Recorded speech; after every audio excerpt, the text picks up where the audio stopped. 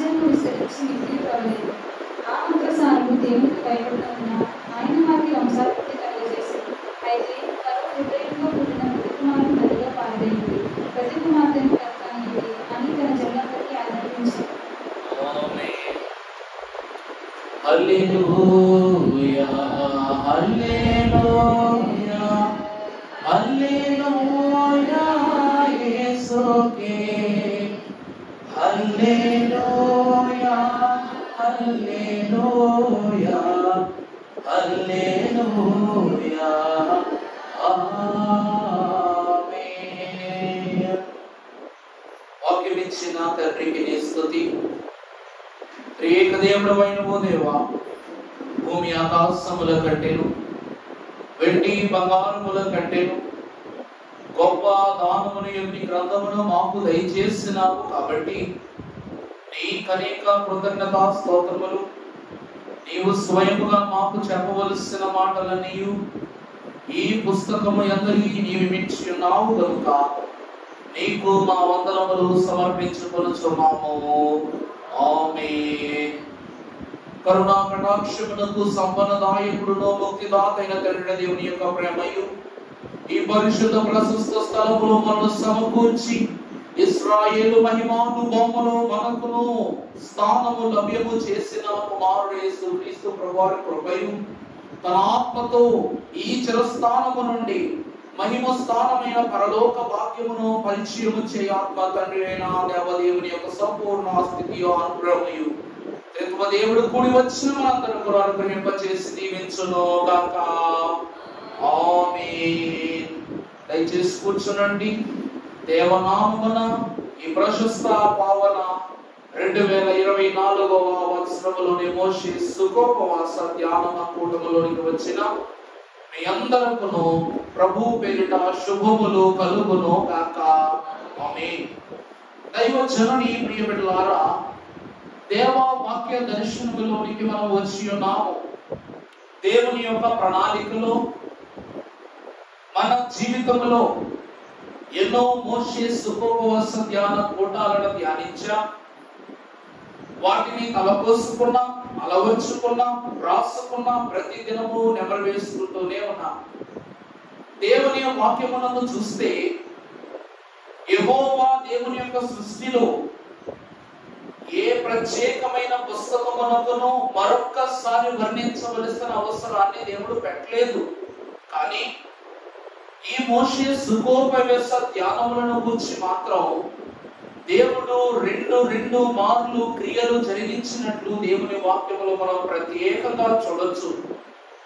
మనం చూస్తే ఇశ్రాయేలు ప్రజలను నడిపించు మోషే జీవితమును లోకానుసారముగా 2 భాగాలు చేశారు ప్రభువు. మొదటి 40 సంవత్సరాలు కాకి గూటిలో పెరిగిన కోయిల వలె, తర్వాతి 40 సంవత్సరాలు లోక కష్టమును అనుభవించిన కోయిల వలె, అలా 2 భాగాలు చేశారు ప్రభు. మొదటిగా తన జీవితాన్ని, మోషే జీవితాన్ని 2 భాగాలు చేశారు. అలాగే 2 తల్లులను ఇచ్చారు దేవుడు. అవునండి, ఫరో కుమార్తె, అలాగే యోకబేతులకు కుమారుడుగా. పుట్టిన కుమారుడు అంటే కన్న తల్లి ఒకరు, పెంచిన తల్లి ఒకరు. అలాగనే 2 ప్రదేశాలలో బతికాడు మోషే. ఒకటి ఐగుప్తు దేశము, 2 మిద్యాను అరణ్య ప్రాంతము. ఇక 4వ సంగతి మనం గమనిస్తే దేవుడు 2 రాతి పలకలను మోషేకి ఇచ్చారు. ఎన్ని పలకలండి? సంపూర్ణ 10 ఆజ్ఞలను దేవుడు 10 ఆజ్ఞలు 2 పలకల మీద రాసిచ్చారు. అక్కడ 2 పలకలు. ఈ 2 పలకల మీద రాసిన 10 ఆజ్ఞలను 2 మార్లు బోధించారు ప్రభు. ఎన్నిసార్లు అండి? 2 మార్లు బోధించారు. దేవుని పర్వతముగా చెప్పబడిన హోరేబునకు 2 మార్లు అధిరోహణ చేశాడు మోషే. అర్థమైందా అండి? 2 మార్లు అధిరోహణ చేశాడు మోషే. దేవుని వాక్యం యొద్దకు వచ్చిన వారులారా, అలాగని ఈ ధర్మశాస్త్రపు ఉద్దేశాలను కూడా ఇశ్రాయేలు ప్రజలకు 2 మార్లు దేవదేవుడు బోధించారు. ఎన్నిసార్లండి? 2 సార్లు బోధించారు. ఇక్కడ మనకు దేవుని వాక్యంలో చూస్తే దేవుడు ఇచ్చిన ప్రతి ప్రతిష్ఠిత వస్తువును మానవులు అర్థం చేసుకోలేరు.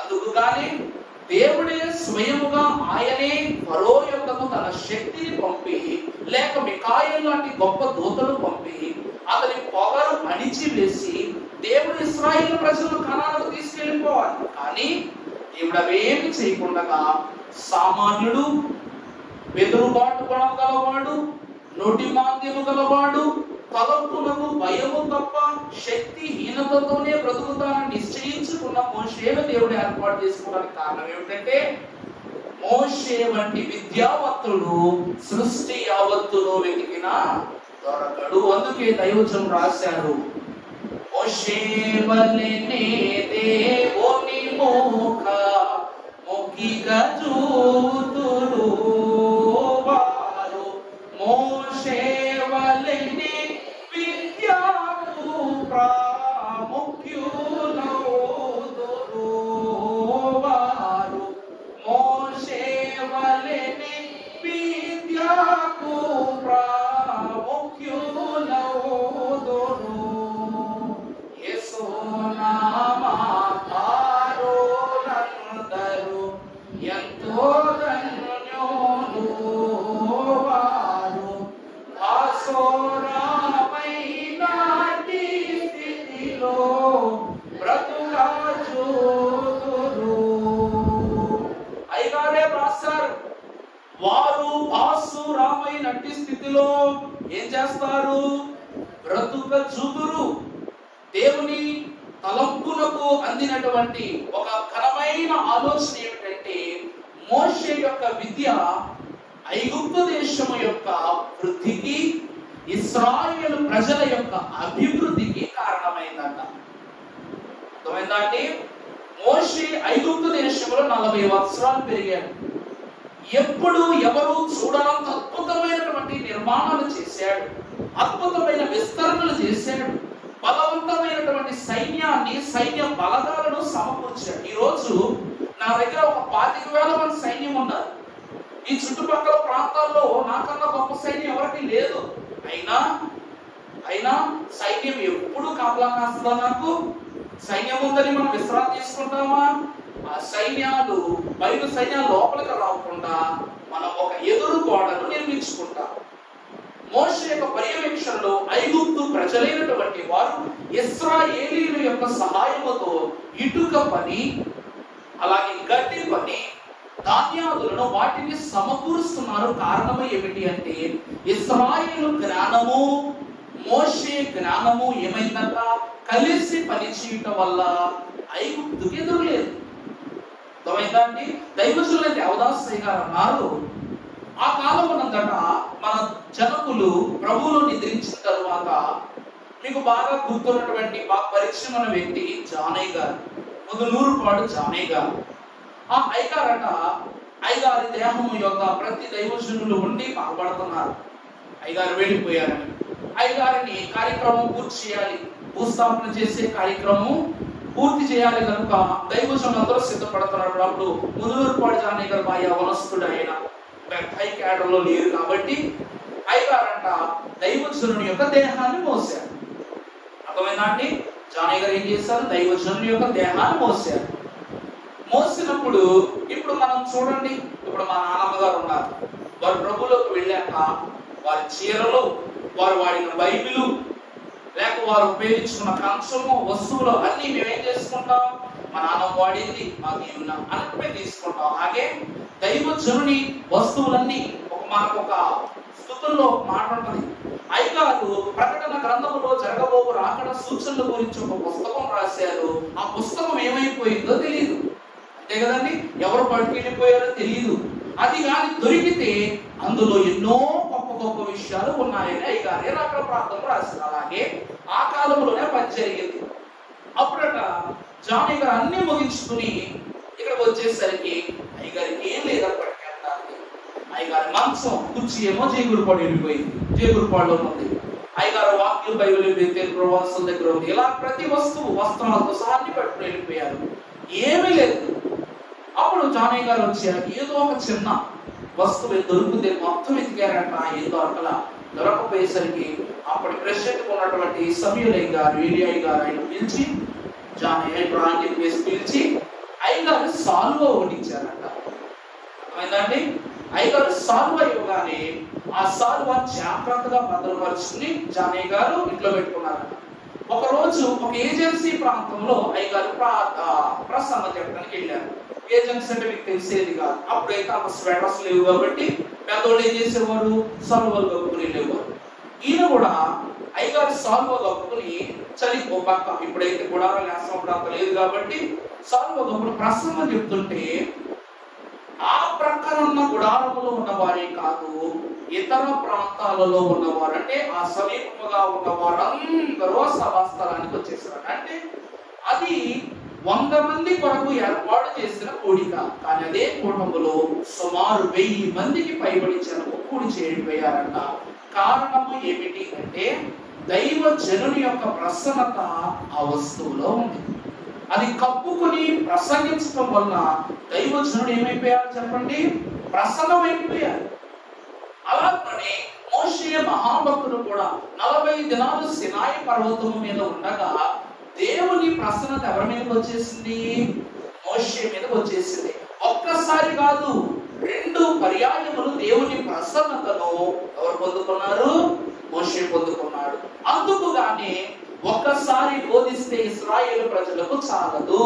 అందుకే దేవుడంట ప్రతి వివరాన్ని 2వ మారు కూడా బోధించారు. దేవుని వాక్యములో మనము చూసినట్లయితే పరిశుద్ధ లేఖన భాగములో నుండి ద్వితీయోపదేశ కాండము 1వ అధ్యాయము ప్రారంభ వచనాన్ని ఒకసారి చదువుకున్నట్లయితే దేవుడు సెలవిస్తూ ఉన్నమాట, యోర్దాను యువతలనున్న అరణ్యములో అనగా పారానుకును తోపెకును లాబాను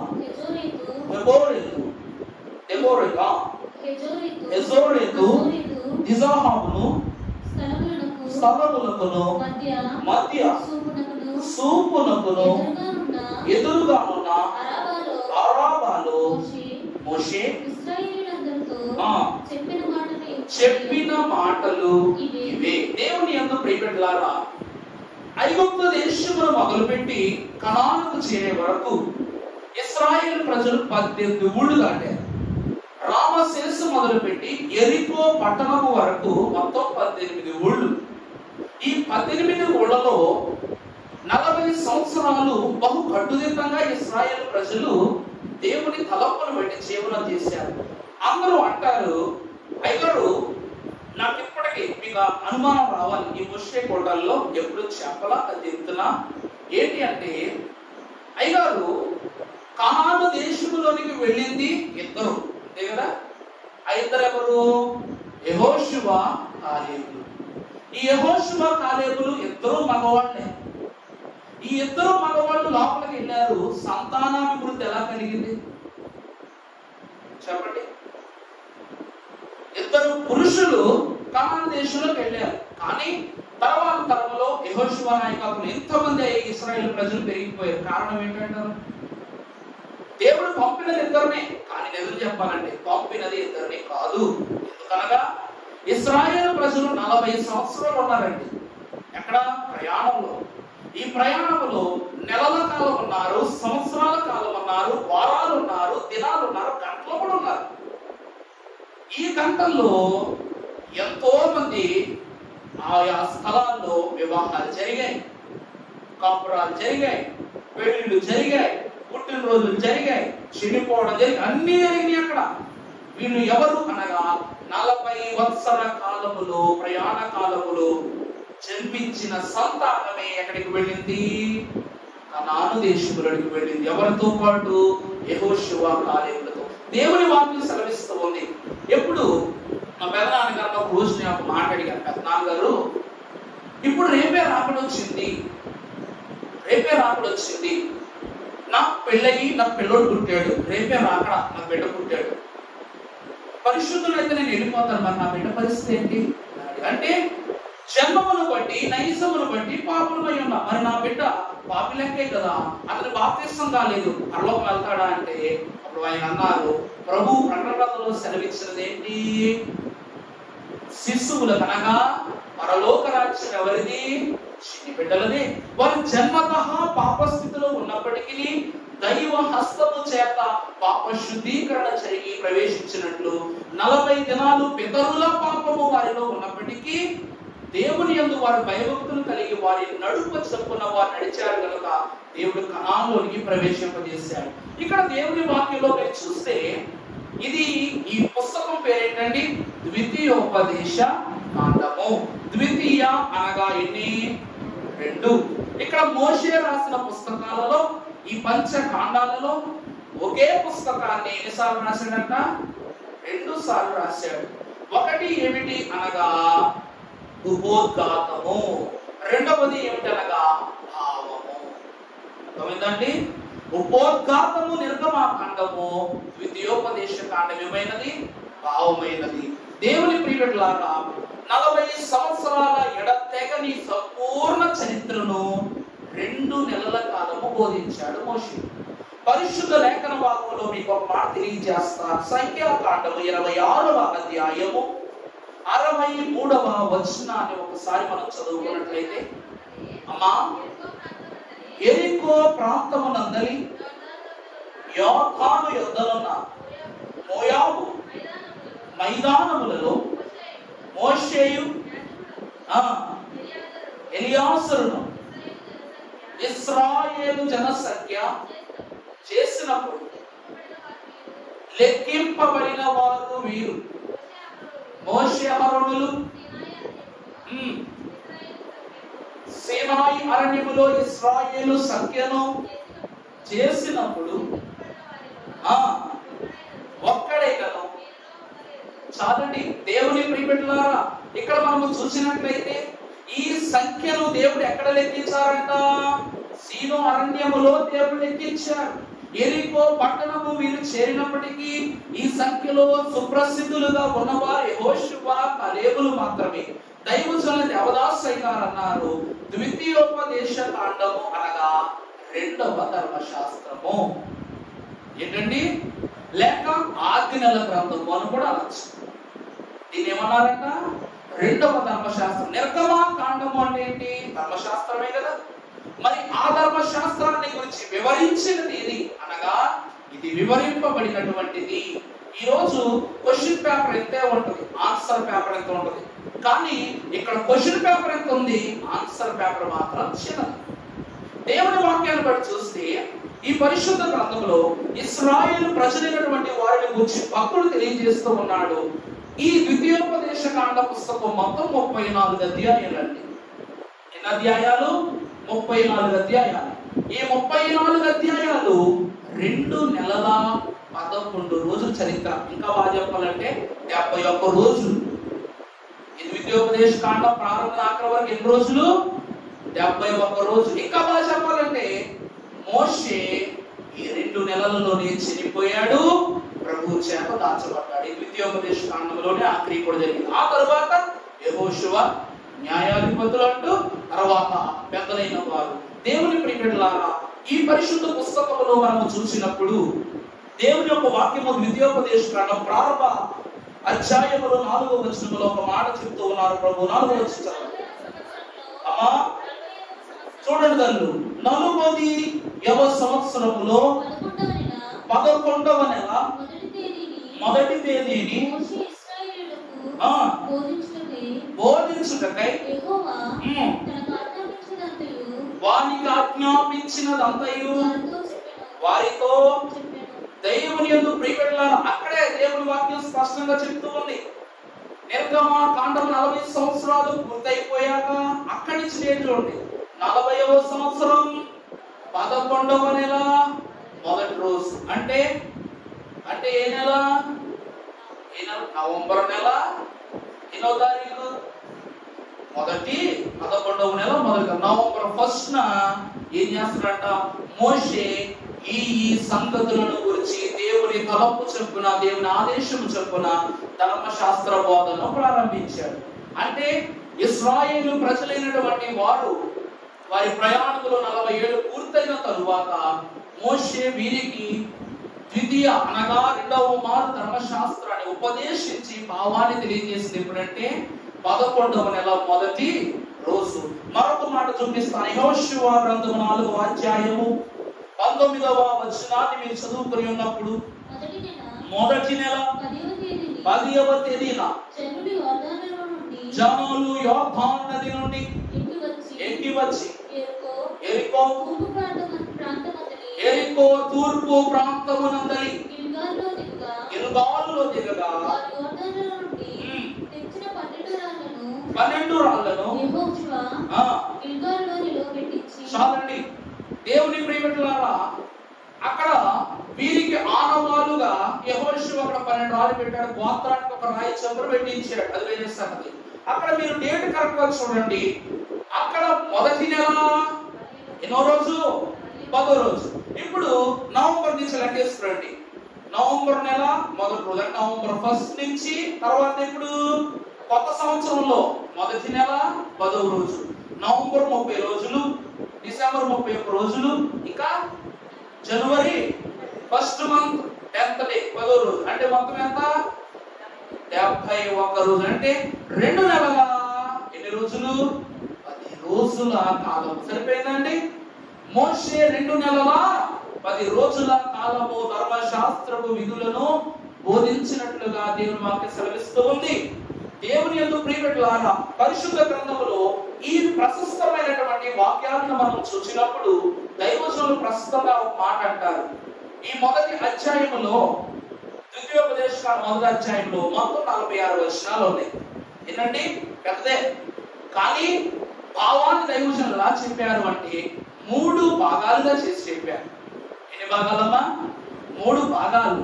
మొదటిది ఏమిటంటే దేవుని ఏర్పాటు. ఏమిటండి? ఆ స్థలములో దేవుడు ఏర్పరుచుకున్న వారిని కూర్చున్న ఏర్పాటు. రెండవది జ్ఞాపకార్థము. ఈరోజు సంక్రాంతి సెలవులకు వెళ్తాం, మన చుట్టాల దగ్గరికి పిల్లలు తీసుకుని వెళ్తాం.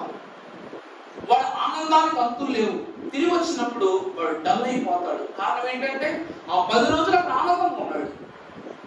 ఆ 10 రోజులు వాడి ఆనందానికి అంతులు లేవు. అలాగే ఇశ్రాయేలు ప్రజలు దేవుని యొక్క మహిమను చూసింది 40 సంవత్సరాలు. దేవుని యొక్క సాక్ష్యాన్ని చూసింది 40 సంవత్సరాలు. వారి పట్టణమనగక, కాలి పాదములనగక, శరీరములు కృషించకుండా దేవుడు సాక్షి ఏర్పాటు చేశాడు. కాబట్టి 3 అంశాలు. మొదటిది ఏమిటనగా జ్ఞాపకార్థము, రెండవది దైవ కార్యము, మూడవది సాక్ష్యము. ఈ 3 భాగాలను ఈ పరిశుద్ధ పుస్తకములో 7 అంశాలతో దైవజనులు గుడి చేసి చెప్పారు. అది ఏమిటి అనగా రాసుకో తెలియజేస్తా. మొదటిది ప్రదేశము. మొదటి ఏంటమ్మా? ప్రదేశము. రెండవది ప్రయాణము. మొదటిది ప్రదేశము, రెండవది ప్రయాణము, మూడవది పెద్దలు, నాలుగవది ప్రమాణము, ఐదవది ప్రమాదము, ఆరవది ప్రబోధము, ఏడవది ప్రాయశ్చిత్తము. మళ్ళా మొదటి చెప్తా. ప్రదేశము, ప్రయాణము, పెద్దలు, ప్రమాణము, ప్రమోదము, ప్రమాదము, ప్రాయశ్చిత్తము. ఈ 7 ఆశీర్వాదమైనటువంటి సంగతులను ఈ 46 వచనాల్లో దేవుడు ఇచ్చారు. దేవుని ప్రియమిత్రులారా, మొదటిది చూస్తే ప్రదేశం. సంఖ్యాకాండం 10వ అధ్యాయము 11వ వచనంలోనికి మనం వచ్చినప్పుడు దేవుడు ఒక మాటను క్లుప్తంగా రాయిస్తున్నారు. అక్కడ 2వ సంవత్సరము 2వ నెల 20వ తేదీని ఏమిటండి? సాక్ష్యపు మందిరము మీదుగా పైకి ఎత్తబడెను. ఇశ్రాయేలీయులు సీనాయి అరణ్యములో నుండి ప్రయాణమును దేవుని యందు ప్రియమిత్రులారా, యేసుక్రీస్తు ప్రభువారు దేవాలయములో బోధించేవారు, పురవీధిలో బోధించేవారు, ఓడలో బోధించారు, కడలు కల్వరి శిలువ మీద కూడా బోధించారు. కానీ ఆయన బోధలు ఏ చోట గొప్పగా విన్నారు ప్రభు? పెట్టలో చెప్పండి, ఎక్కడ విన్నారు? చెప్పండి. ఆలయంలోనా? బాగా జ్ఞాపకం చేస్తారు. ఆలయంలోనా, పురవీధిలోనా, నావలోనా, సిలువలోనా, కొండ మీద? మీద. ఎక్కడమ్మా? కొండ మీద. కారణం ఏమిటో చెప్పండిరా? ఆ స్థలము, ఆ యొక్క ప్రదేశము దేవుని రూపాంతరమును పొందుతుంది కాబట్టి ఈ దినము ఇంట్లో ప్రార్థన చేసుకోవచ్చు, ప్రయాణం అయ్యేటప్పుడు దారిలోనూ ప్రార్థన చేసుకోవచ్చు. ఇంకొక విచిత్రం తెలుసు, రోజు నేను కార్ డ్రైవ్ చేస్తాను, పిల్లలు తీసుకొచ్చారు కదా, క్రిస్మస్కి వెళ్తాను. క్రిస్మస్కి వెళ్తుంటే నేను డ్రైవింగ్ చేస్తుంటే అప్పుడు అన్నయ్య నేను డ్రైవ్ చేస్తానని చెప్పేసి మన దొరబాబు తీసుకున్నాడు, ప్రవీణ్ తీసుకున్నాడు అనమాట. వెళ్తున్నప్పుడు రేపు ప్రార్థన చేసుకోలేదా అని చెప్పి, నువ్వు ప్రార్థన చేయాలి, నేను డ్రైవ్ చేస్తాను. నేను ప్రార్థన చేస్తాను, ఆటోమేటిక్గా ఆయన కళ్ళు మూసేసుకున్నాడు. ప్రార్థన చేస్తుంటే అసలే ఎంత పొడుగు చేస్తాను నేను ప్రార్థన, ఆ పొడుగు ప్రార్థన మీకు చూసుకున్నది అనిపించింది అనమాట. నేను ప్రార్థన చేస్తా ఉంటే 2 నిమిషాలు కళ్ళు మూసుకుంటుంటే సంతోష్ గారు ఆయన చూస్తున్నాడు అన్నమాట. రోడ్డు కాదు తోలేవాడు, అప్పుడు సూప్ ఒకది ప్రార్థన ఒకది. అప్పుడు వెంట వచ్చిందా అక్కడ ప్రార్థన చేస్తున్నప్పుడు కళ్ళు మూసుకున్నాడు అంటే మరి ఎలా తోలేవంటే పెద్దగా చూస్తున్నాడు కదండి. దేవుని ఎందుకు ప్రియపెట్టలారా, దేవుని వాక్యాన్ని బట్టి ఒక ప్రశస్తమైన మాట చెప్తూ ఉన్నాను. దేవుని వాక్యములో ఘనమైనటువంటి ఏర్పాట్లు ఎన్నో విషయాలు ఉన్నప్పటికీ ప్రదేశము పరిశుద్ధమైనప్పుడు ప్రయాణము పరిశుద్ధంగా ఉన్నది. అర్థమైందండి? దేవుడు ఏమన్నారు? నువ్వు మంచం దిగటమే మొదట ఏం చేయాలి? మోకాళ్ళుని నీ తండ్రిని తలంచుకోవాలి. నువ్వు తలంచుకోవడం వల్ల నువ్వు మోకరించిన స్థలము శుద్ధి, నీ గృహము శుద్ధి, నీ కుటుంబము శుద్ధి, నీ పనులు శుద్ధి, నీ ప్రమేయము శుద్ధి, నీవు తలపెట్టు కార్యం ఎల్లయూ శుద్ధే. అందుకే దేవుని ప్రియబిడ్డలారా, ఇశ్రాయేలు ప్రజలకు అక్కడ క్లుప్తంగా రాశారు. 2వ సంవత్సరము 2వ నెల 20వ తేదీన మేఘము సాక్ష్యపు మందిరము మీదగా పైకి ఎత్తబడెను కనుక సినాయి అరణ్యమునకు చాలండి. అంటే వీరి ప్రయాణము పరిశుద్ధ ప్రయాణముగా మార్చడానికి సంకేతముగా దేవుడు ఆ మందిరము మీదగా ఒక సాంద్ర మేఘాన్ని ఏర్పరిచినట్లుగా చూస్తున్నాం. దేవుని యందు ప్రియబిడ్డలారా, మొదటిది ఏమిటి అనగా ప్రదేశము. ఈ దినమున మన ప్రదేశం శుద్ధై ఉండాలి. దైవజనులు అన్నారు, ఈ దినమున నువ్వు ఉన్న స్థలంలో దేవునికి పవిత్రుడవైతే ఉన్నత స్థలానికి దేవుడు నిన్ను తీసుకుని వెళ్తాడు. అందుకే దైవజనులు ఏమన్నా తెలుసా? ఎగిరి వెళ్ళాలి, అడుగులు వేసుకుంటూ వెళ్ళకూడదు. నువ్వు ఉన్న చోట నుండి ఎగిరి వెళ్ళగలిగితే నువ్వేమవుతావు చెప్పండి? నువ్వేమవుతావు? రాకడ వారసుడు అవుతావు. అలాగనే ఇశ్రాయేలు ప్రజలు కూడా దేవుని ఆజ్ఞ వచ్చే వరకు ఆ ప్రదేశంలోనే నివసించారు. ఎన్ని సంవత్సరాలు నివసించారు? 2 సంవత్సరాలు 2 నెలలు నివసించారు కదా. అదనమాట దేవుని పిలుపు వచ్చేంత వరకు దేవుడు ఎక్కడ ఆగమంటే అక్కడ ఆగాలి. మొదటిది ప్రదేశం. అంటే ద్వితీయోపదేశ కాండములో దేవదేవుడు భావజాలను తెలియజేస్తున్నారు మోషే ద్వారా. అనగా దేవుడిచ్చిన సమయము చొప్పున మరి కీలు వేసుకోక వారు ఏం చేశారంట? వేచి చూచారు. ఇక 2వది చూసినప్పుడు ప్రయాణము. దేవుని ప్రియబిడ్డలారా, పరిశుద్ధ లేఖన భాగంలో మనము వాక్యమును ప్రత్యేకముగా జ్ఞాపకం చేసుకుంటే రామశేషు మొదలుపెట్టి ఎరుకో పట్టణం వరకు 18 ఊళ్ళు ఉన్నాయి. ఇశ్రాయేలు ప్రజలు దాటినవి 18 ఊళ్ళు ఉన్నాయి. ప్రతి ప్రాంతంలోనూ నిజానికి చిన్న చిన్నగా అటు అన్ని వేసుకుంటే 43 ప్రాంతాలు కనబడతాయి మనకి ఇశ్రాయేలు మ్యాప్లో. ఐగుప్తు దేశము మొదలుపెట్టి రామశేషు మొదలుపెట్టి ఎరికో అక్కడ వరకు చేరేంత వరకు, ఈ యోర్దాను నది వరకు చేరేంత వరకు దేవుడు 43 ఊళ్ళు ఉంటాయి. కానీ ఆయా ప్రాంతాలను తాకనివ్వక దేవుడు ఎన్ని ప్రాంతాలు దాటిస్తాడు? 18 ప్రదేశాలు దాటి నడిపిస్తాడు. అందులో ఒక ప్రదేశము ఏమిటి అనగా 22వ అధ్యాయము సంఖ్యాకాండము ప్రారంభము నుండి చూసినట్లయితే, తరువాత ఇశ్రాయేలీయులు సాగి యెరికోకు ఎదురుగా యోర్దాను తీరమునున్న మోయాబు మైదానములో దిగిరి. చాలండి, ఇక్కడ వీళ్ళు ఎక్కడ దిగారంట? యోర్దానుకు ఎదురుగా ఉన్న మోయాబు మైదానములో దిగిరి. ఈ ప్రాంతానికి రాజెవరు అనగా మనకు బాగా పరిచయం ఉన్న బాలాకు. ఆ ఒడంబడికలో బాలాకు బిలాము ప్రవక్త ఆధ్వర్యములో రాచరికము చేస్తూ ఉన్నాడు. దేవుని ప్రియబిడ్డలారా, దైవజనులు అన్నారు, దేవుని శక్తి ఎక్కడ ఉంటే అక్కడ అపవాదికి బెదురంట. ఈ బాలాకు రాజు ఇశ్రాయేలు ప్రజలను తన గుప్పెట చేసుకోవడానికి, తన హస్తగతం చేసుకోవడానికి గాను సలహా అడిగాడు. అందుకు బిలాము సలహా చెప్పలా. దేవుని వాక్యములో అదే అధ్యాయంలో కాస్త ముందుకు వెళితే చూడదని 4వ వచనం చదవమ్మా. మిద్యాను పెద్దలతో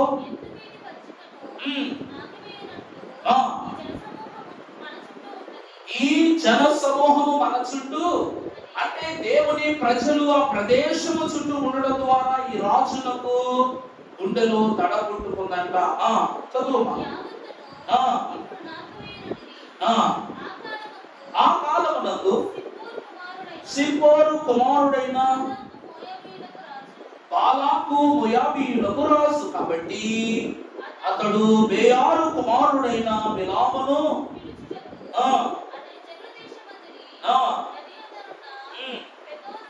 బేతోరుకు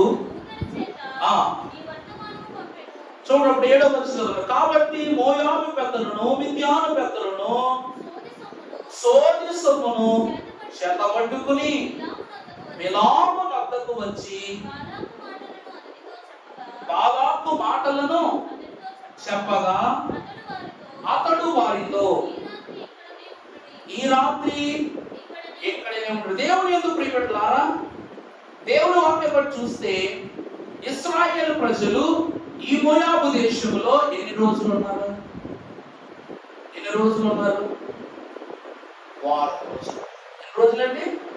వారం రోజులు ఉన్నారు. ఈ వారం రోజుల్లో వీళ్ళకు కలిగిన నష్టం ఎంతో చెప్పిన 24,000 మంది ఇశ్రాయేలీలు ఆహుతైపోయారు దేవుని కోపానికి. దేవుని యందు ప్రియబిడ్డలారా, ప్రయాణం చేసేవాడు ప్రయాణం చేయాలి. కానీ బాలాకు బిలాము దగ్గర తీసుకున్న ఆలోచనతో తన ఒక దౌర్భరమైనటువంటి ఒక చెడు సదస్సుని ఏర్పాటు చేశాడు. ఒక విందు ఏర్పాటు చేశాడు. ఒక ఉత్సవం ఏర్పాటు చేశాడు. ఆ ఉత్సవంలోనికి ఇశ్రాయేలు ప్రజలను అంతం చేయడానికి సలహా అడిగితే ఈ సలహా ఇస్తాడు. ప్రయాణంలో వెళుతున్న ఇశ్రాయేలు ప్రజలైనటువంటి వారు ఆహ్వానము పంపగా రాత్రికి రాత్రి వీరు ఏం చేశారు? ఆ ఉత్సవంలో వచ్చేసారు. తప్పులు చేశారు, పాపం చేశారు. దేవుని కోపాగ్ని వారి మీదకి వచ్చి ఎంతమంది చనిపోయారట? 24,000 మంది ఇశ్రాయేలీలు హతము చేయబడినట్లుగా మనం చూస్తాం. అంటే వారి ప్రయాణములు ఒక్క రోజులోనే 24,000 మందిని కోల్పోయారు. దేవుని వాక్యం సెలవిస్తూ ఉన్నది ఏమిటి అంటే, నీ దారంతటిలోనూ నీకు రక్షణ కలుగునట్లు ఆయన తన దూతలకు నిన్ను గూర్చి ఆజ్ఞాపించిన దేవుని వాక్యం చెప్తూ ఉంది. అంటే దేవుని ప్రమేయములో, దేవుని రక్షణలో ఉన్న మీరు రక్షణను దాటి, రక్షణ ప్రయాణాన్ని దాటి బయటకు వచ్చారు కాబట్టి దేవుని కోపాగ్ని వారి మీద రాగా వారు ఏమైపోయారు? హతమైపోయారు. అందుకే దైవజనులు అన్నారు, ఇశ్రాయేలు సైన్యమునకు ముందు నడిచిన దైవమా నేడు మాతో కూడా నుండి మమ్ము, అంటే నడిపిస్తున్న దేవుని యొక్క నడవడికలు తప్పారు కనుక వారి నడక లోక నడక అయిపోయింది. వారి శోధన వారి అంతస్తు, స్థితి, పాపం అన్ని లోకమయంలోకి వెళ్ళిపోయి పాపంలో పడిపోయారు. రెండవది ప్రయాణము. దేవునిలో ఈ సినాయి సన్నిధులలో ప్రయాణము కలిగిన వారుగా, దేవుని ప్రయాణము కలిగిన వారుగా ఉండాలి. మూడవది చూస్తే పెద్దలు. మనకు బాగా తెలుసు, దేవుడు మోషే తరువాత ఇశ్రాయేలు ప్రజలకు ఎంతమంది పెద్దలు ఇచ్చాడు? ఎవరండి? 2 పెద్దలు ఇచ్చాడు. ఎవరన్నా? యెహోషువ, కాలేబులు. దేవుని ప్రియబిడ్డలారా, కాలేబు అద్భుతమైన చిత్రకారుడు. దేవుని యొక్క ధర్మశాస్త్రమును, దేవుని ఒడంబడికను నమ్మి దేవుడు ఎలా బోధించారో ఆ రీతిగానే దేవుని యొక్క పరిశుద్ధ ఆశీర్వాద మందసమును చిత్రీకరణ చేసిన వాడు కాలేబు. ఈ కాలేబును దేవుడు ఎలా ఏర్పరచుకున్నాడు అంటే, దైవ ప్రత్యక్షతలో ఇశ్రాయేలు ప్రజల యొక్క నడిపింపులో ఒక భాగముగా ఆజ్ఞను వివరించేవాడిగా దేవుడు ఏర్పాటు చేసుకున్నారు. యెహోషువను మాత్రము న్యాయాధిపతిగా ఏర్పాటు చేసుకున్నారు. ఎటువంటి న్యాయాధిపతి, ఎటువంటి నాయకత్వం అనగా యుద్ధోపకరణములతో ప్రతి దాడి చేయగలిగే నాయకత్వం. దేవుని ప్రియబిడ్డలారా, దైవజనులు అన్నారు, ఈరోజు మనం వెళతా ఉంటే శోధకులు మనం బాధ పెడతా ఉంటాడు, సాతాను మనం శోధిస్తూ ఉంటుంది. మనం ఏం చేయాలి? వెనక్కి తిరిగిపోయి వాడి మీద ఎదురు వెళ్ళిపోయాం అనుకోండి, దేవుని ప్రయాణం ఏమైపోతాం? తప్పిపోతాం. వాడిని ప్రయాణం తప్పించడానికే నేనేం చేస్తాడు? శోధన పెడుతుంటాడు. ఇశ్రాయేలు ప్రజలు ఆ ప్రయాణం అంతట్లో తప్పుతున్నారు కాబట్టి లక్షల మంది ఎదురయ్యారు. యెహోషువ మరలా నాయకత్వాన్ని చిరస్మరణీయముగా దేవుడు నడిపించాడు. కాబట్టి దేవుడు ఏం చేశారంట? ఇద్దరును లక్షలుగా మార్చేశారు. దేవుని ప్రియబిడ్డలారా, దేవుడు ఎలాంటి పెద్దలను ఏర్పాటు చేశారనగా, దేవుడు కోరిన జనాంగమును తన సన్నిధి కొరకు పనిచేసేంత గొప్ప పెద్దలను దేవుడు వాగ్దాన దేశంలోనికి నడిపించాడు. మూడవది పెద్దలు. ఈ రోజు కూడా మన ఇంటి యజమానుడు పరిశుద్ధంగా ఉండాలి, యజమానుడిగా మనం పరిశుద్ధమై ఉండాలి. అప్పుడు మనల్ని బట్టే పిల్లలకు, మనల్ని బట్టే గృహానికి, మనల్ని బట్టే సమాజమునకు ఏమై ఉంటది? విలువ. యెహోషువను బట్టి, యెహోషువ గొప్ప మాట అంటాడు గ్రంథంలో. అప్పుడు మీకు రాయి అనే ప్రసంగం చెప్పినప్పుడు ఒక మాట చెప్పాడు. ఒక రాయిని అతడు ప్రతిష్ఠ చేసి తన ప్రజల పెద్దలైన వారందరినీ పిలిపించి, ఇదిగో ఇశ్రాయేలు ప్రజలైన వారులారా, మీరు ఎవరినైనా పూజించండి, మీకు ఏ దేవుడు కాదు ఆ దేవుడిని పూజించుకోండి, కానీ నేనును నా ఇంటి వారును యెహోవాను మాత్రమే సేవించుదము. దానికి సాక్ష్యమే ఈ రాయి, 7 కన్నులు గల రాయి. ఆ రాయి ఏంటంటే 7 కన్నుల గల రాయి. దేవుని కన్ను సర్వ సృష్టిని తేటగా చూస్తున్నాడు కనుక ఆ దినమున తనకు సాక్ష్యంగా రాయిని ఏర్పాటు చేసి, ఎందుకనగా ఆ పంట క్రీస్తే. పెద్దలు ఎంత గొప్పగా ఉండాలి అనగా సాక్ష్యము కలిగిన వారుగా ఉండాలి. కుటుంబంలో కుటుంబ పెద్ద ఎప్పుడు సాక్ష్యం కలిగి ఉండాలి, సంఘ పెద్ద ఎప్పుడు సాక్ష్యం కలిగి ఉండాలి, సంఘ కాపరిగా పెద్దగా ఉన్న నేనెప్పుడు దేవుని సాక్ష్యం కలిగి ఉండాలి. ఇలా ఉన్నట్లయితేనే మనను కూర్చి దేవుని రాజ్యంలో సాక్ష్యం ఇవ్వబడుతుంది. చూసారా? అంటే మోషే నాయకత్వం వీరికి ఒడంబడికనముల, కానీ యెహోషువ నాయకత్వం, రెండవ నాయకత్వం వీరికి ఏమిచ్చింది? ఒడంబడికను ఏర్పాటు చేసింది. పెద్దలు 3వ 4వ చూస్తే ప్రమాణము. దేవుని యందు ప్రియబిడ్డలారా, ఇక్కడ మనం చూస్తే ప్రమాణము. దేవుడు 10 ఆజ్ఞలు గల పలకలను మోషే చేతికి ఇచ్చారు. ఈ పలకలను పట్టుకెళ్ళి ఇశ్రాయేలు ప్రజల చేతిలోనూ పెట్టలేదు, దేవుని చేతిలోకి తీసుకున్నప్పుడు జారిపోలేదు. అర్థమైందా అండి? దేవుడు ఇచ్చాడు, ఈయన పుచ్చుకున్నాడు. ఇవి ఇశ్రాయేలు ప్రజలకు ఇవ్వమని చెప్పాడు, ఇవ్వకుండా మోషే ఏం చేశాడు? పగలగొట్టేశాడు. ఎందుకు? దేవుని పలకలను మోషే పగలగొట్టాడు. పగలగొట్టిన కారణాన దేవుడు మోషే మీద ఎందుకు కోపపడ్డాడు?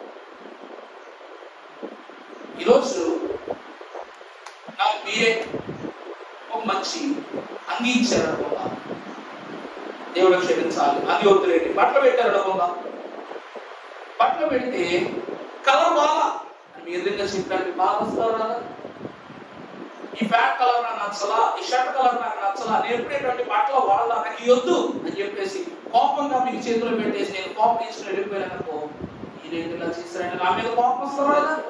మరి దేవుడు 40 దినాలు అంటే మానవుని ఒక రోజులో సృష్టించి అతడు పాపములో పడినను అతడిని చంపకుండా అతని కోపమును బట్టి, దేవుని ఉగ్రతను బట్టి పాపము చేశామని వెలివేసిన దేవుడు తన చేతి వ్రాతలను 40 దినాలు బోధించగా అతని వ్రాసి ఇచ్చిన దేవదేవుని పలకలను పగలగొట్టినప్పుడు మోషే మీద ఎందుకు దేవుడు నోరు కూడా ఎత్తలేదు? కారణం ఏమిటంటే దేవుడు ప్రమాణము చేశాడు, నేను స్వస్థపరచు యెహోవాను నేనే. దేవుని వాక్యం సెలవిచ్చినట్లు మనము కీర్తనల గ్రంథంలో పరిశుద్ధమైన వచనం చదువుకుంటాం. ఏమిటంటే మహోన్నతుని చాటున నివసించువాడే సర్వశక్తుని నీడలో విశ్రమించువాడు, ఆయనే నా కేడము నా ఆశ్రయ దుర్గము అని దేవుని వాక్యం చదువుతాం. అంటే ఇప్పుడు మోషే ఎవరి చాటున నివసిస్తున్నాడు? మహోన్నతుని చాటు నివసిస్తూ ఉన్నాడు. దేవుని చాటున పెరిగినటువంటి మోషే, దేవుని ప్రేరేపణలో పెరిగినటువంటి మోషే పాపం చేయలా, తప్పు చేశాడు. మోషే ఏం చేశాడండి? పాపం చేయాల. పలకలు పగలగొట్టి అతడు ఏం చేయాల? పాపం చేయాల. అతడు తప్పు చేశాడు. అందుకని మరలా మోషే చేత రాయించడానికి దేవుడు ఏం చేశాడు? 40 రోజులు ఒక ప్రమాణాన్ని మోషే దగ్గర తీసుకుని ఏమని, మోషే మరలా నువ్వు హోరేబు పర్వతం మీదకు రావాలి, నువ్వు ఉపదేశము, ఉపవాసము, ఉడంబడిక అన్ని నువ్వు కలిగి ఉంటేనే నేను నీకు పలకలు ఇస్తానని దేవుడు చెప్పి 2వ మారు హోరేబునకు రప్పించి మరలా 40 దినాలు మోషే చేత రాయించాడు. ఇప్పుడు దేవుని కష్టము మోషేకి వచ్చింది కాబట్టి ఈసారి పగలగొడతాడా? పగలగొడతాడు. దేవుడు 40 రోజులు రాశాడు. రాసింది ఆయన, కష్టపడింది ఆయన, అన్ని చేసింది ఆయన, ఇచ్చింది నీకు. ఆ కష్టం తెలియలేదు. ఇప్పుడు ఎప్పుడైతే మోషే చేత రాయించాడో ఎంత జాగ్రత్తగా పట్టుకుని వస్తాడో తెలుసా కిందకి? దేవుని పర్వతము దిగుతున్నప్పుడు, దేవుని తేజస్సత్వంలో ఉన్నప్పటికీ హృదయములు భయభక్తులు కలిగి ఏం చేస్తున్నాడట? పలకలు పట్టుకోసం. ఎందుకంటే దేవుని ఎదుట ప్రమాణం చేశాడు. ఈ రోజు మనం కూడా దేవుని ఎదుట ఏం చేసుకోవాలి? ప్రమాణం చేసుకోవాలి. ప్రమాణం చేసుకున్నట్లయితే దేవుడు నీ జీవితాన్ని ఎలా మారుస్తాడంట? ప్రమాదము నుండి తప్పిస్తాడు. చూడండి, ప్రమాణము చేసి దేవునిలో నిలబడితే నేను ఎక్కడిని తప్పిస్తాడు? దేవుడు ప్రమాదం నుండి తప్పిస్తాడు. అందుకు గాని ఇశ్రాయేలు ప్రజలను దేవుడు ఎన్ని ప్రమాదాలను తప్పించాడు, ఎన్ని ప్రమాదం తప్పించాడు. ఆ సినాయి అరణ్యములో ఎప్పుడైతే దేవుని ప్రత్యక్షత హోరేబు నుండి వెళ్ళిందో, సాంద్రమేఘం విడిచి వెళ్ళిందో, అప్పటి నుండి ఇశ్రాయేలు ప్రజలు ఆ 2 పలకల యొక్క మహిమను బట్టి దేవుల్లో సాగారు. ఆ తర్వాత వారికి ఏది ఎదురొచ్చినా వారికి ఏమైపోయి చెప్పండి? శోధనలన్నీ తొలగిపోయి. ఇంకా బాగా చూస్తే నిబంధన మందస్సమును యోర్దాను నది వద్దకు తీసుకుని వెళ్ళి ఆ మందస్సాన్ని 4 పెద్దలు మోస్తూ ఉన్నప్పుడు యోర్దాను నది కూడా ఏం చేసిందట? వారికి దారి చేసింది. కారణం ఏమిటి అంటే దేవుని ప్రమాణం అందులో ఉంది కాబట్టి, దేవుని యొక్క విశ్వాసి కనపరుచుకున్న ప్రమాణం అక్కడ ఉంది కాబట్టి లోకమైన ఏమైపోతే నీకు దారిస్తుంది. దైవజం దేవదాసయ్య గారు అన్నారు, నువ్వు సృష్టికర్తకు లోబడు, సృష్టి నీకు లోబడుతుందన్నారు. పేతురు దేవుని మాటకు లోబడ్డాడు కాబట్టి సముద్రం అతన్ని మింగివేయలేకపోయింది. పేతురు దేవుని మాటకు లోబడ్డాడు కాబట్టి చేపలన్నీ 153 గొప్ప చేపలు పేతురు వల్లోకి వచ్చాయి. పేతురు దేవుని మాట విన్నాడు కాబట్టి పేతురు యొక్క తలపును బట్టి దేవుడు తుఫాను గద్దించాడు. అన్ని కార్యాలు దేవుడు చేశాడు. కారణం ఏమిటంటే ప్రమాణము. ప్రమాణము వలన దేవుడు ఏం తప్పించాడండి? ఈ రోజు వరకు ప్రమాదాలను తప్పిస్తున్నాడు.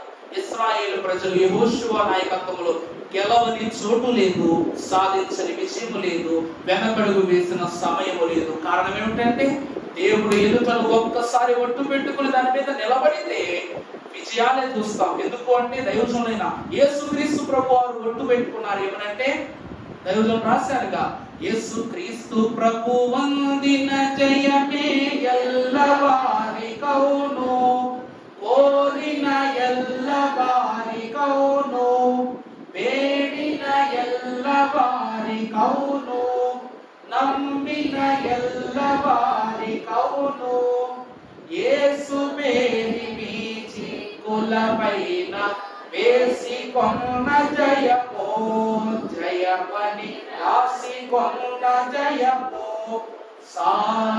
సాత్వినాస్. ఏ జయమంట? ప్రభు ఎలాంటి జయాన్ని ఇచ్చారు, ఎలాంటి జయాన్ని కోరుకున్నారంటే నా తర్వాత జయము నా బిడ్డలు తవ్వాలి, కోరుకున్న వారిని తవ్వాలి, వేడుకున్న వారిని తవ్వాలి, నమ్ముకున్న వారిని తవ్వాలి. నా పేరిట ఏ చిక్కుల మీద దీన్ని వేసిన దానికి ఏం రావాలి? చిక్కుల నుండి జయము రావాలి. ఎంత గొప్ప ఒట్టు పెట్టుకున్నారు చూసారా ప్రభు. అనగా ప్రమాదములో నుండి దేవుడు ప్రమాణము నుండి దేవుడు ఏమిస్తున్నాడు? ప్రమాదాన్ని తప్పించి శక్తినిస్తున్నాడు. ఇలా ఉన్న వారికి దేవుడు ఏం చేస్తాడు తెలుసా? ప్రబోధాన్ని చేస్తాడు. నా పేరు నేనే చెప్పుకోవడం చాలా ఆనందంగా ఉంది. ఎందుకు అనగా ప్రబోధము. చిన్నప్పుడు మా సార్లు అడిగేవారు, నీ పేరుకి అర్థం ఏంటని అడిగేవారు. ఎప్పుడు నేను మా నాన్నగారిని అడగలేదు, ఎప్పుడు ఎవరో నన్ను అడిగింది లేదు. ప్రబోధం అంటే ఏంటి అని ఈరోజు దేవుని వాక్యం చూస్తున్నప్పుడు నేనుగానే తెలుసుకున్నాను. ప్రబోధము అనగా దేవుని భావాన్ని తెలుసుకోవటం, అంటే దేవుని మనస్సును తెలుసుకోవటం. వాక్యము చదివేసేవాడు అంతంగా ఉంటారు, కానీ ద్వితీయోపదేశ కాండాన్ని దేవుడు రాయించినప్పుడు మోషేతో ఒక మాట అన్నాడు, మోషే ఈ కాండము నీకు అర్థమైతే సరిపోదు, నాకు అర్థమైతే సరిపోదు, యెహోషువకు అర్థమై సరిపోదు, కలేబుకు అర్థమై సరిపోదు, ఇశ్రాయేలు ప్రజలకు అర్థమై సరిపోదు. ఇది రాకడ జనాంగము వరకు ఏమవ్వాలి, అర్థం అవ్వాలి. అలా రాయి అన్నారంట. అంటే దేవుని మనస్సును తెలుసుకోవాలి, దేవుని మనస్సున్న విషయాలను సంగ్రహించాలి, ఆ విషయములనే అక్షరాలుగా రూపుదిద్దాలి. ఈ ద్వితీయోపదేశ కాండము ఏమై ఉన్నది, దేవుని మనస్సులో దాచుకున్న భావము. రెండు పలకల మీద ఆజ్ఞలే ఉన్నాయి, కానీ ద్వితీయోపదేశ కాండములో ఆ ఆజ్ఞల వెనకున్న దేవుని ఆలోచన కూడా ఉన్నట్లుగా చూస్తున్నాం. ఏమిటి అంటే ప్రబోధం అనగా దేవుని యొక్క హృదయంలో దాచుకున్న భావమే మోషే వారికి బోధించాడు. అర్థమైందమ్మా? ఇక ఆఖరి ఏంటండి, రాయించడం. దేవుని ప్రేమికులారా, భక్తుడైనటువంటి నోవహు గారు, ఆయన కాలము అరారాతు 40 దినాల యొక్క సుదీర్ఘమైన జలప్రలయం తర్వాత అరారాతు పర్వతానికి వెళ్ళగానే నోవహు చేసిన మొట్టమొదటి పని తన కుటుంబం అందరినీ తీసుకుని వచ్చి అరారాతు పర్వతం యొక్క నడుబొట్టున తను వెళ్ళి ఒక బలిపీఠాన్ని కట్టాలని ఏం చేశాడంట, ఏం చేశాడు, దేవునికి స్తుతి చేశాడు. స్తుతి చేశాడు. ఆ తరువాత మత్తుడైపోయి ఏమైపోయాడంట, ఆ ప్రదేశంలో దిగంబరుడుగా పడ్డాడు. దిగంబరుడుగా పడటం వలన దేవుని వాక్యములో నోవాహుని మత్తుడు అంటారు, అంటే వ్యసనపరుడు అని అంటారు. అంటే దేవుని ఎదుట ఏ క్రియ, ఈ రోజు మందాగేవారు, సెర కాల్చేవారు, చెడు ఆలోచన, చెడు తిరుగులు ఉండేటువంటి వారు ప్రతి ఒక్కరికి నోవహు ఉదాహరణే. భక్తిపరుడే కాదమ్మా.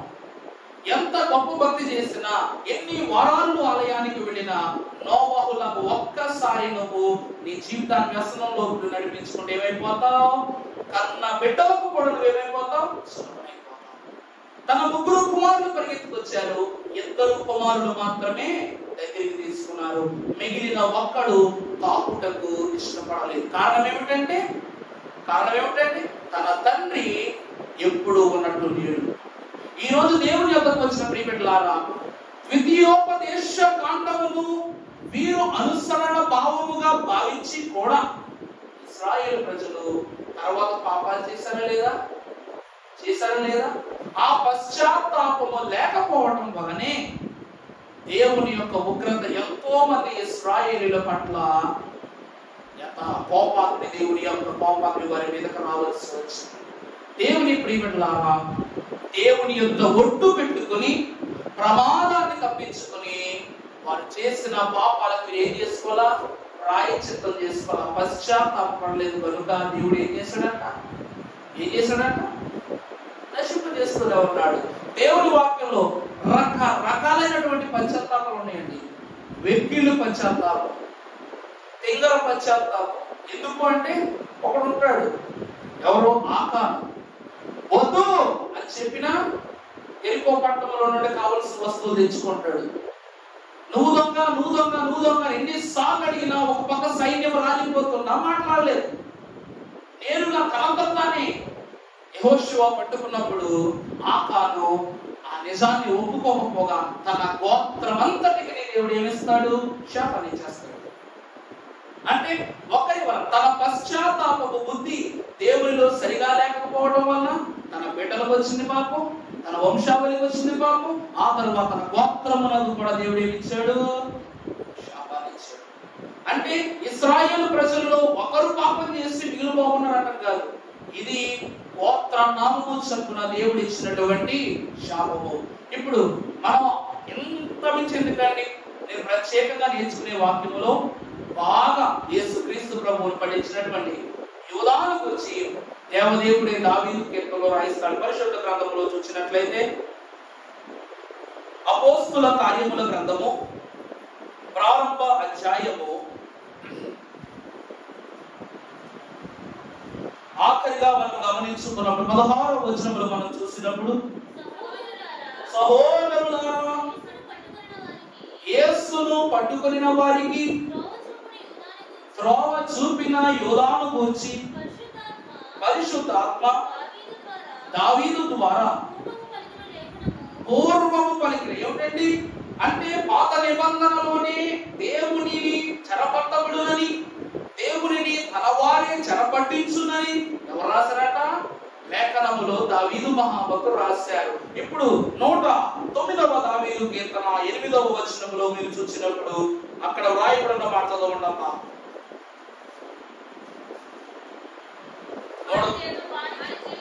వాని జీవిత దినములు ప్రతివగును, వాని ఉద్యోగము వేరొకనిది, వాని బిడ్డలు వాని భార్య విధవరాలగును గాక, వారి బిడ్డలు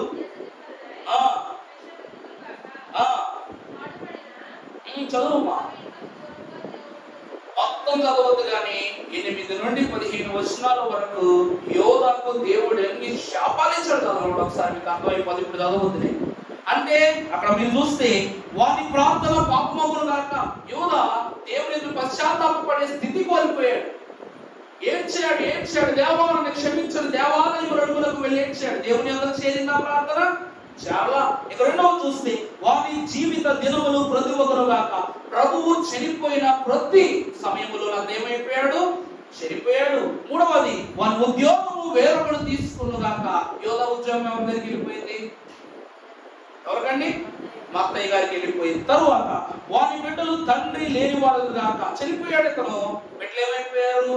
అనాథలైపోయారు. తరువాత వారి బిడ్డలు దేశ దిమ్మరులై భిక్షమితులు గాక.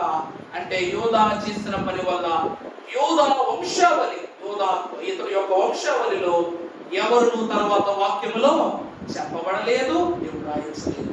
దేవుడు ప్రియమైన వరుసగా చదువుకుని మీకు అర్థమైపోతుంది. ఇక్కడ మీకు చెప్తుంది ఏమిటంటే తప్పు చేసావు, తెలియక చేసావు, తెలిసే చేసావు అనుకో.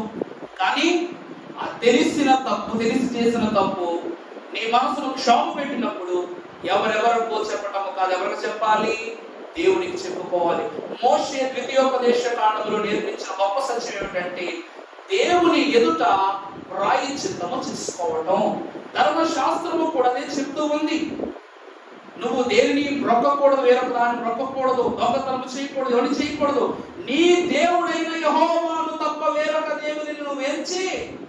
కారణం ఏమిటంటే నువ్వు మ్రొక్కినా నీ దేవునికే, బాధ చెప్పుకున్నా నీ దేవునికే, ఏడ్చినా నీ దేవుని ఎదుట, అన్ని నీ దేవుని ఎదుటే. దేవుని ప్రియబిడ్డలారా, ఈ 7 ప్రధాన అంశములతోనే ద్వితీయోపదేశ కాండము యొక్క ఒడంబడికను మోషే రచించారు. అది కూడా ఎన్ని నెలల్లో? 2 నెలల 10 రోజులు. 40 సంవత్సరాల చరిత్రను 2 నెలలు ఉపదేశించారంట భక్తుడైనటువంటి మోషే. కారణం ఏమిటి అంటే ఈరోజు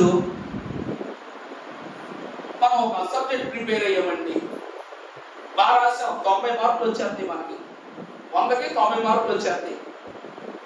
కానీ స్కూల్లో అన్నారు ఎవరో చూస్తారు, కొట్టారు, స్లిప్ పెట్టారు, క్వశ్చన్ పేపర్ లీక్ అయిపోయింది, ఇలాంటి మాట్లాడారు అనుకొని వాళ్ళు చెప్పి బాబు మీకు మళ్ళా ఎగ్జామ్ మేము ఏం చేస్తాం, రీకండక్ట్ చేస్తాం అని అన్నారు అనుకో.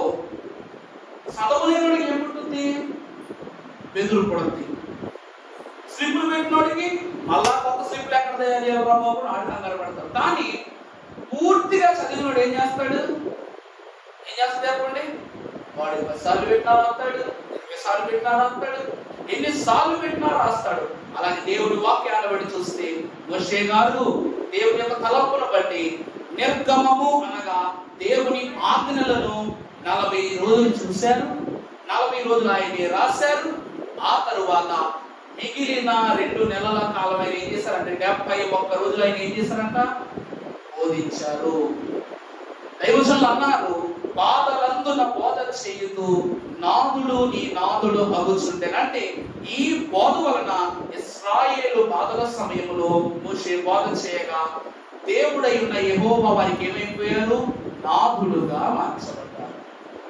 అందుకే 5వ పాట రాశారు, నా రక్షకుని వెంబడితో నన్నిటను, ఏ ఘోరమైన కొండలైన చెక్క పొందును, యేసు వాక్యమును పెట్టి నేను చాటేదను, పరమలోకంబు వెళ్ళువారాకు యేసు నేను ఎన్నడెన్నడోను ఆశతో నన్నిటం వెంబడింతును ఆసూరంబుగా ప్రభు వెంట కన్నులు ఎవరికి పరమలోకమునకు వెళ్ళేదను. ఏమిటంట?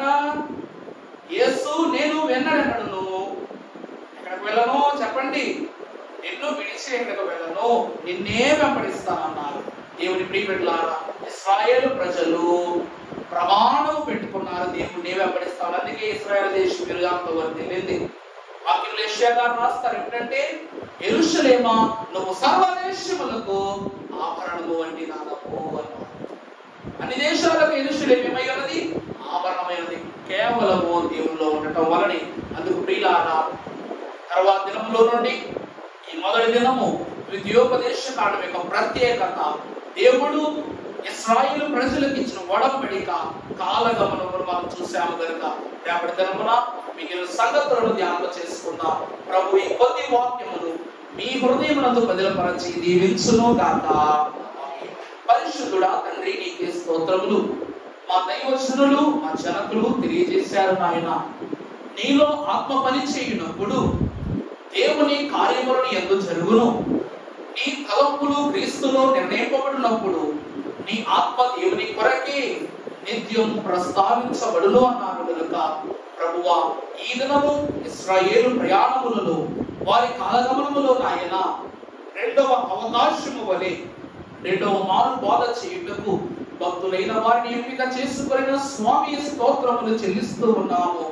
ఇవి సహాయము దయచేసి ఈ దినము మేమును ఆ ప్రమాణము, ఆ ప్రమోదము, ఆ ప్రమేయము మేము కలిగి ఉండటానికి మీరే సహాయము దయచేయమని దీన భక్త జనకులను రక్షణకర్త అయిన యేసు నామములో వేడుకొనుచున్నాము తండ్రి. ప్రతి ఒక్కరును మోకరించి ధ్యానంలోకి వివరించండి. పడమటికి తూర్పెంతయడము